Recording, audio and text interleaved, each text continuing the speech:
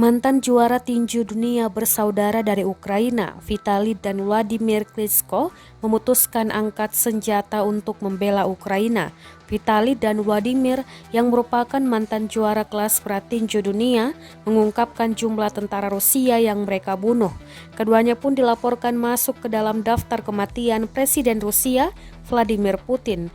Keduanya memutuskan angkat senjata dan bergabung dengan militer Ukraina setelah Rusia menyerang negara mereka sejak Kamis 24 Februari 2022.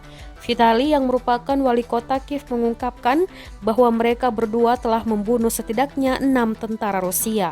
Berbicara dengan Sky News, dikutip dari Daily Star, Vitali mengonfirmasi jumlah tentara Rusia yang ia dan saudaranya bunuh. Sementara itu, Wladimir menegaskan ia siap mati untuk membela negaranya. Menurut laporan, Klitschko bersaudara masuk dalam daftar kematian Putin. Daftar itu disebut-sebut berisi 24 orang yang harus dibunuh.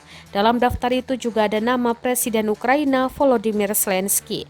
Selain mereka, daftar tersebut juga dilaporkan berisi anggota kabinet dan pejabat senior Ukraina. Klitschko bersaudara selalu berbicara terbuka terkait komitmen mereka untuk membela negara dari serangan Rusia. Pada awal pekan ini, Wladimir muncul dalam pesan video yang meminta komunitas internasional bertindak untuk menghentikan serangan Rusia.